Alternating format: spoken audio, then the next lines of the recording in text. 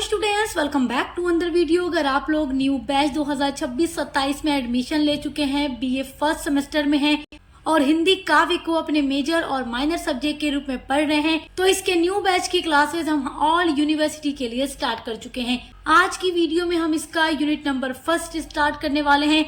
और देखिए, unit number first में आपके कई सारे टॉपिक हैं, इसलिए ये केवल एक वीडियो में कवर नहीं हो सकती। यूनिट नंबर 1 पर आपके कई सारी वीडियोस आएंगी, कई पार्ट में वीडियो में अपलोड करूंगी। आज का वीडियो यूनिट नंबर 1 का पार्ट 1 है, जिसमें हम हिंदी पद्य साहित्य का इतिहास पढ़ने वाले हैं। और एक बात मैं और आपसे कहना चाहूंगी कि इसका जो न्यू सिलेबस है वो हम अपलोड कर चुके हैं चैनल पर, आप चेक करके देख लीजिएगा, क्योंकि जब तक आप सिलेबस नहीं देखेंगे अपनी क्लासेस ठीक तरीके से नहीं कर पाएंगे। टॉपिक पढ़ने के लिए सिलेबस का पता होना जरूरी है, और हिंदी के अलावा भी सभी सब्जेक्ट हम करवा रहे हैं, तो विजिट करके जरूर देखिएगा। आपके फर्स्ट सेमेस्टर में हिंदी काव्य आपको पढ़ना होता है, तो सबसे पहले आपको ये जानना है कि काव्य क्या होता है। तो सबसे पहले मैं आपको बताने वाली हूँ कि काव्य क्या है। जैसे आप लोग इंग्लिश में पोएम पढ़ते हैं, पोएट्री होती है, उसी तरीके से हिंदी में काव्य होता है। साहित्य की वह विधा है जिसमें शब्दों की लय, छंद और अलंकार के माध्यम से विचारों को, भावनाओं को और कल्पनाओं को अत्यंत प्रभावशाली तरीके से और कलात्मक ढंग से व्यक्त किया जाता है, उसी को काव्य कहा जाता है।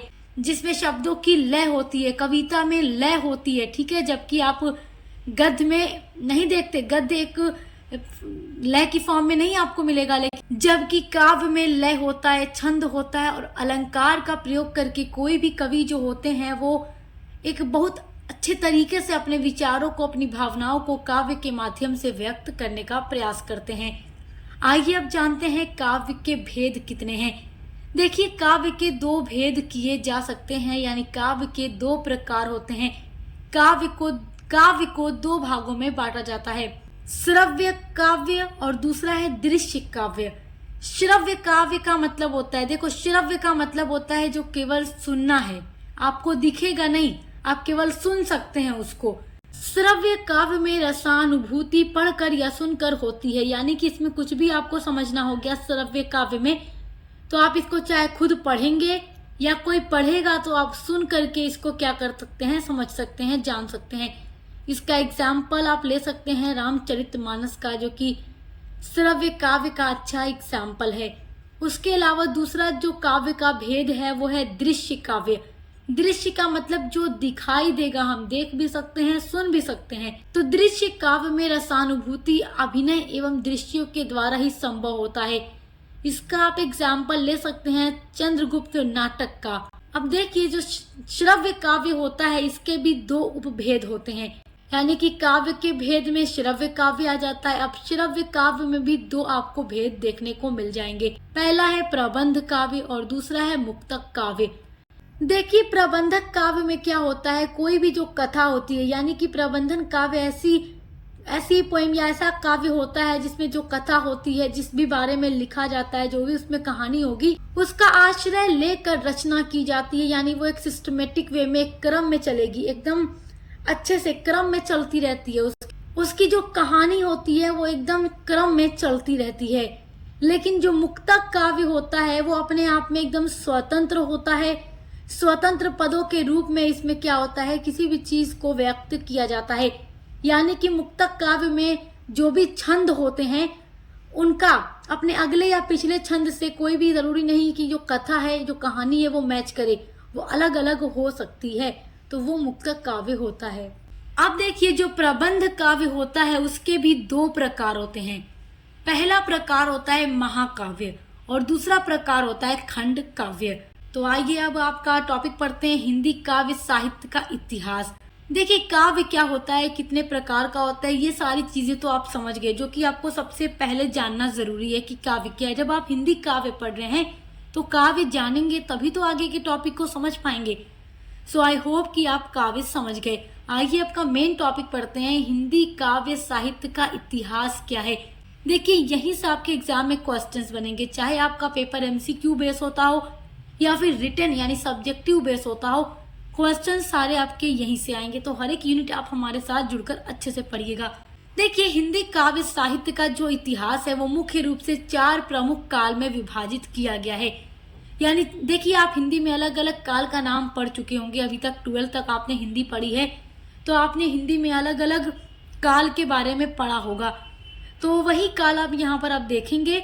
हिंदी काव्य का जो साहित्य है उसको 4 कालों में बांटा गया। तो देखिए, हिंदी काव्य साहित्य के इतिहास में जो पहला काल आता है वो है आदिकाल, जो 800 विक्रमी संवत से लेकर 1400 विक्रमी संवत तक चला, यानी कि सन 743 ईस्वी से लेकर 1343 ईस्वी तक। उसके बाद जो दूसरा काल आता है वो है पूर्व मध्य काल, जिसको भक्ति काल भी कहते हैं। और ये जो काल है 1400 विक्रमी संवत से लेकर 1700 विक्रमी संवत तक चला, यानी कि 1343 ईस्वी से लेकर के 1643 ईस्वी तक।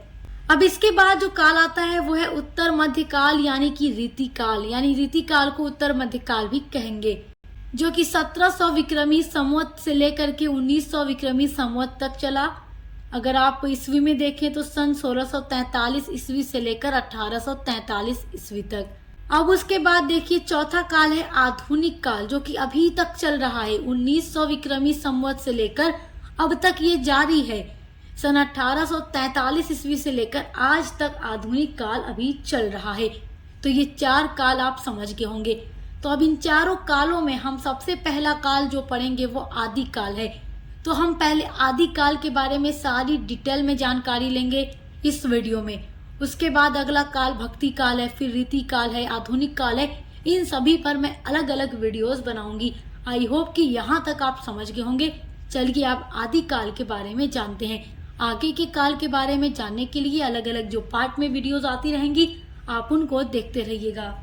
तो चलिए पढ़ते हैं आदि काल को। सन 743 ईस्वी से लेकर 1343 ईस्वी तक जो चला था। इसके कई सारे नाम हैं, यानी आदि काल को अन्य नामों से भी जाना जाता है, जैसे कि वीर गाथा काल, सिद्ध सामंत काल, चारण काल, आरंभिक काल या प्रारंभिक काल के नाम से भी जानते हैं। और आचार्य रामचंद्र शुक्ल ने आदि काल को वीर गाथा काल कहा था। तो आदि काल के अन्य नामों को आप लोग अपनी नोटबुक में नोट जरूर कीजिएगा, क्योंकि वो नाम आपको याद रखना होगा। अब पढ़ते हैं आदि काल की प्रवृत्तियां क्या क्या हैं, जो कि आपके एग्जाम के लिए इम्पोर्टेंट है।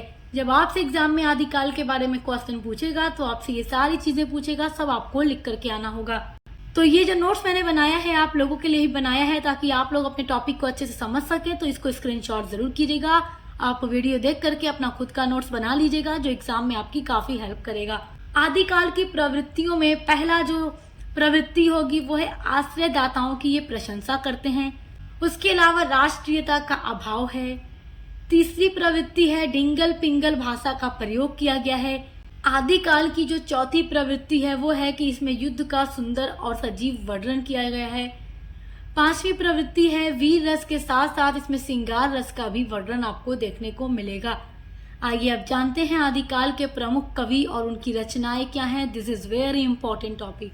आदिकाल के देखिए जो प्रमुख कवि और उनकी रचनाएं हैं, एक तरफ आपको कवि का नाम मिलेगा, एक तरफ रचनाएं मिलेंगी उनकी, तो नोट करते रहिएगा। चंद्रबरदाई ये कवि हैं, इनकी बहुत ही फेमस रचना है पृथ्वीराज रासो, जो कि प्रथम महाकाव्य कहा जाता है हिंदी का। उसके बाद दूसरे कवि हैं जननीक, जिनकी रचना है परमाल रासो, जिसको आला खंड भी कहा जाता है। तीसरे कवि देखो क्या है, दलपति विजय, इनकी रचना है खुमान रासो। फिर है सरहपा, इनकी रचना है दोहा कोश। उसके बाद है अब्दुल रहमान, जिनकी रचना है संदेश राचक। उसके बाद विद्यापति, इनकी रचना है कीर्ति लता, कीर्ति पताका, पदावली। तो ये सब प्रमुख कवि और उनकी प्रमुख रचनाओं के नाम हैं।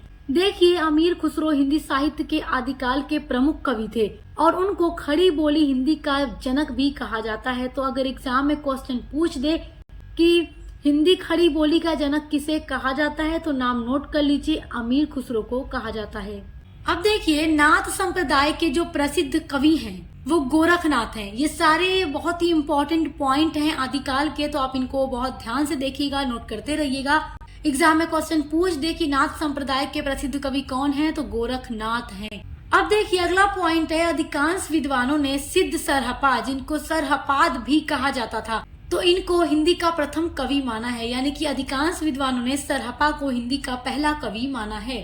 अगला इम्पोर्टेंट पॉइंट है, आचार्य हजारी प्रसाद द्विवेदी ने अब्दुल रहमान को हिंदी का प्रथम कवि माना है। देखो, अलग अलग जो विद्वान होते हैं वो अलग अलग व्यक्ति को, अलग अलग कवि को प्रथम मानते हैं। तो अधिकांश विद्वानों ने सरहपा को माना है और आचार्य हजारी प्रसाद द्विवेदी ने अब्दुल रहमान को हिंदी का पहला कवि माना है। अब देखिए, आपकी अगली हेडिंग है आदिकाल के साहित्य। तो आइए अब आदिकाल के साहित्य के बारे में पढ़ते हैं, जो कि एग्जाम के लिए इम्पोर्टेंट है। एग्जाम में क्वेश्चन पूछता है कि आदिकाल के साहित्य का वर्णन कीजिए।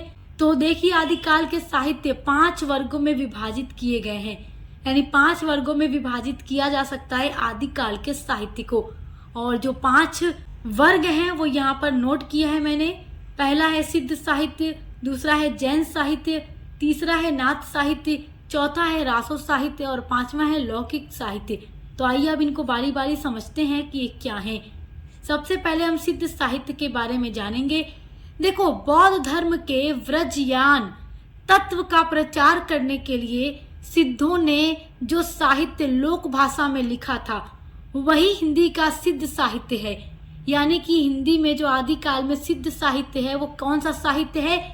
बौद्ध धर्म के प्रचार के लिए सिद्धों ने जो साहित्य लोक भाषा में लिखा उसी साहित्य को सिद्ध साहित्य कहा जाता है। देखिए, इन सिद्धों में सरहपा, शबरपा, लुइपा, डोमिपा, कड़हपा और कुक्कुरीपा हिंदी के प्रमुख कवि हैं। तो यहाँ पर कुक्कुरीपा लिखा है, ये आधा क बीच में है। देखिए, हिंदी साहित्य के आदिकालीन साहित्य का एक बहुत प्रमुख और आरंभिक जो हिस्सा है वो सिद्ध साहित्य है, जिसकी रचना बौद्ध धर्म की व्रजयान शाखा के अनुयायियों यानी सिद्धों के द्वारा की गई और इसकी कुल संख्या 84 मानी जाती है। अब देखिए, आदिकाल के साहित्य में जो दूसरा साहित्य है वो है जैन साहित्य। देखिए, जिस प्रकार हिंदी के पूर्वी क्षेत्र में हिंदी कविता के माध्यम से सिद्धों ने बौद्ध धर्म का व्रजयान मत का प्रचार किया, उसके लिए सिद्ध साहित्य को लिखा, तो उसी प्रकार पश्चिमी क्षेत्र में जैन साधुओं ने भी अपने मत का प्रचार हिंदी कविता के माध्यम से किया और उन्हीं हिंदी कविता को जैन साहित्य कहा जाता है। अब देखिए, तीसरा साहित्य है नाथ साहित्य। हिंदी साहित्य के आदिकाल में शैव धर्म से जुड़े नाथ योगियों के द्वारा रचित जो धार्मिक और उपदेशात्मक साहित्य है वो नाथ साहित्य कहलाता है। इसका मुख्य उद्देश्य तत्कालीन समाज में व्याप्त पाखंड, बाह्य आडंबरों का विरोध करना, योग साधना यानी हठ योग, गुरु महिमा और सदाचार का प्रचार करना था। अब देखिए, जो आदिकाल के साहित्य में चौथा साहित्य है वो है रासो साहित्य। देखिए, जो रासो साहित्य हैं ये जो है मुख्यतः वीर गाथा परक है, यानी कि रासो साहित्य में रचित काव्य मुख्यतः वीर गाथा परक है। और रासो साहित्य के जो कवि हैं उनमें दलपति विजय के द्वारा रचित यानी लिखा गया खुमार रासो, ये बहुत ही प्रसिद्ध रासो ग्रंथ है। उसके अलावा नरपति नाला के द्वारा लिखा गया रासो ग्रंथ बीसल देव रासो, ये भी बहुत ही प्रसिद्ध रासो ग्रंथ है। चंद्रबरदाई के द्वारा लिखा गया पृथ्वीराज रासो, ये भी बहुत ही ज्यादा प्रसिद्ध रासो ग्रंथ है। जगनीक के द्वारा लिखा गया परमाल रासो, जिसको आलाखंड भी कहा जाता है, ये सब प्रसिद्ध रासो ग्रंथ हैं। अब देखिए, जो 5वां साहित्य है वो है लौकिक साहित्य। देखिए, आदिकाल में कुछ ऐसे ग्रंथ उपलब्ध होते हैं जो पूर्वोक्त प्रमुख प्रवृत्तियों से भिन्न होते हैं, यानी जो आदिकाल की प्रमुख प्रवृत्तियां हैं उनसे जो भिन्न ग्रंथ उपलब्ध हैं आदिकाल में, ऐसे सभी उपलब्ध काव्यों को लौकिक साहित्य की सीमा में गिना जाता है। सो आई होप कि आप इस टॉपिक को अच्छे से समझ गए होंगे। तो आपके हिंदी काव्य के यूनिट नंबर 1 का जो पार्ट 1 है वो मैंने इस वीडियो में कवर किया है। अगला टॉपिक आप देखने के लिए पार्ट 2 की वीडियो जरूर देखिएगा। आपके यूनिट नंबर 1 पर कई पार्ट में वीडियोज अपलोड होंगी, तो देखकर अच्छे से पढ़ाई करते रहिए। हिंदी काव्य के अलावा भी हर एक सब्जेक्ट की क्लासेस चल रही हैं और एग्जाम की तैयारी के लिए हम आपको क्वेश्चन आंसर भी प्रोवाइड करेंगे, MCQs प्रोवाइड करेंगे, तो आपको टेंशन नहीं लेना है। अभी हमारे चैनल को सब्सक्राइब करके बेल आइकन को प्रेस कर लीजिए ताकि आने वाले वीडियोस के नोटिफिकेशन आपको मिलते रहें। बेस्ट ऑफ लक, हम मिलते हैं अगले वीडियो के साथ।